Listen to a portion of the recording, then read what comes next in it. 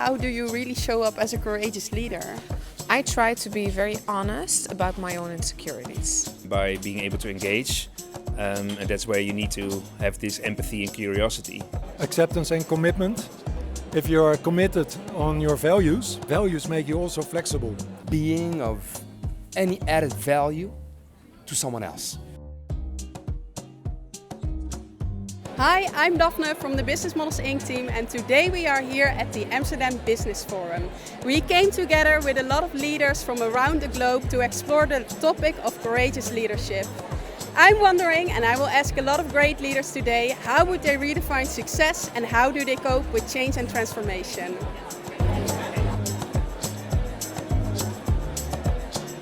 We're talking about the topic of courageous leadership today. What is important for a leader in times of a lot of changes?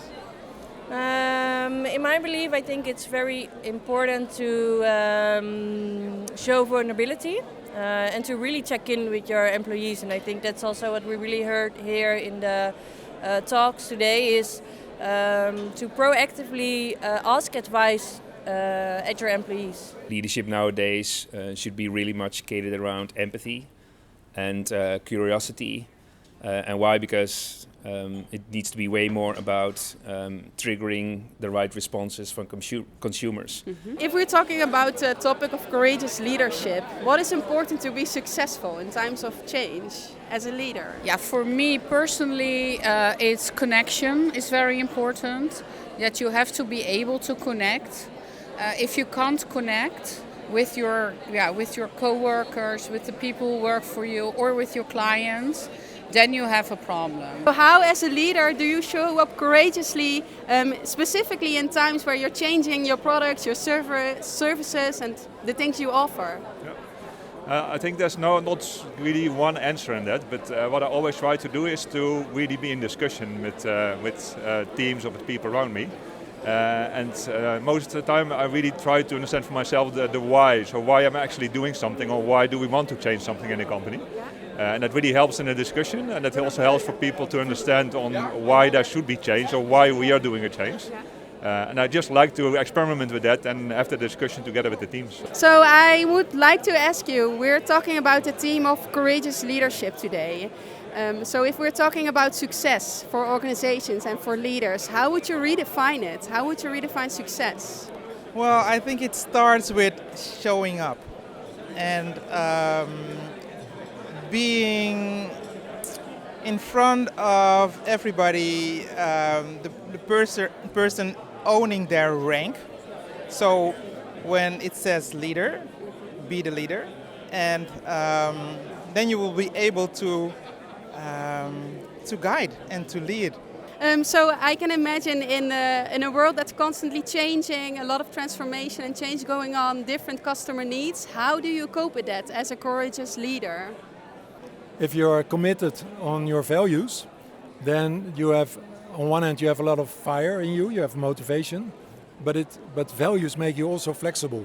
So we heard a lot of people say it's about the end in mind and your why, but you're specifically mentioning values. Yeah, because each value you can translate it into action in 1,000 ways.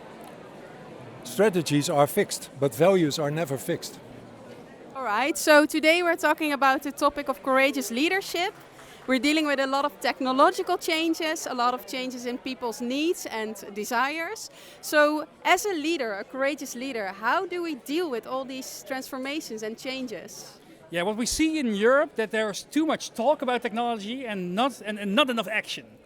If we look at all the companies that are in Silicon Valley that are building really the frontier of these latest models, but not only with the vision, what they can do, but also really integrating it into the heart of their business, Europe is really lacking.